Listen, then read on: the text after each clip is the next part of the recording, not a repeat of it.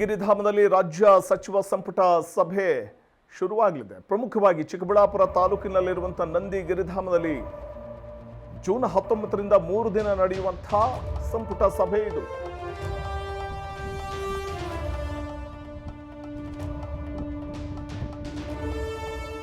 ಹಾಗಾಗಿ ಇವತ್ತಿನಿಂದ 3 ದಿನ ಪ್ರವಾಸಿಗರ ಪ್ರವೇಶವನ್ನು ಬಂದ್ ಮಾಡಲಾಗಿದೆ.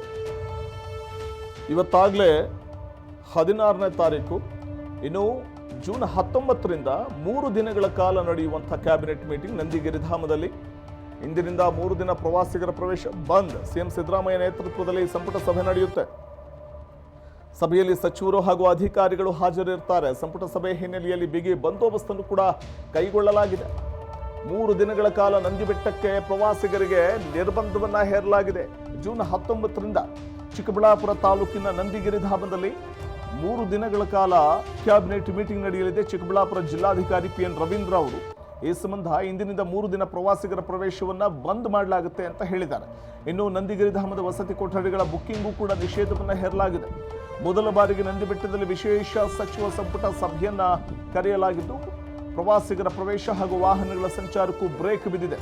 ಬಹುಶಃ ಇತಿಹಾಸದಲ್ಲಿ ಕ್ಯಾಬಿನೆಟ್ ಮೀಟಿಂಗ್ ಹಿಂದೆಂದೂ ಕೂಡ ಹೊರಗಡೆ ನಂದಿ ಬೆಟ್ಟದಲ್ಲಿ, ಅದರಲ್ಲೂ ನಂದಿ ಬೆಟ್ಟದಲ್ಲಿ ನಡೆದಂತಹ ಉದಾಹರಣೆಗಳು ಇಲ್ಲವೇ ಇಲ್ಲ. ನಂದಿ ಬೆಟ್ಟದಲ್ಲಿ, ನಂದಿಗಿರಿಧಾಮದಲ್ಲಿ ನಡೆಯುವಂಥ ರಾಜ್ಯ ಸಚಿವ ಸಂಪುಟ ಸಭೆ. ಹಾಗಾಗಿ ಜೂನ್ 19ರಿಂದ 3 ದಿನ ನಡೆಯುವಂಥ ಸಂಪುಟ ಸಭೆ ಇದು. ಸಿಎಂ ಸಿದ್ದರಾಮಯ್ಯ ನೇತೃತ್ವದಲ್ಲಿ ಕ್ಯಾಬಿನೆಟ್ ಮೀಟಿಂಗನ್ನು ನಡೆಸಲಾಗುತ್ತೆ. ನಂದಿಗಿರಿಧಾಮದಲ್ಲಿ ಸಂಪುಟ ಸಭೆ ನಡೆಯಲಿರುವ ಹಿನ್ನೆಲೆಯಲ್ಲಿ ಸೂಕ್ತ ಬಂದೋಬಸ್ತನ್ನು ಕೂಡ ಕೈಗೊಳ್ಳಲಾಗ್ತಾ ಇದೆ. ಅಲ್ಲಿ ಪ್ರಮುಖವಾಗಿ ನಾವು ಗಮನಿಸ್ತಾ ಹೋದರೂ ಅಲ್ಲಿಗೆ ಪ್ರವಾಸಿಗರ ದಂಡೆ ಹರಿದು ಬರುವಂಥದ್ದು ನಂದಿಗಿರಿಧಾಮಕ್ಕೆ ನಾವು ನೋಡ್ತಿರ್ತೀವಿ.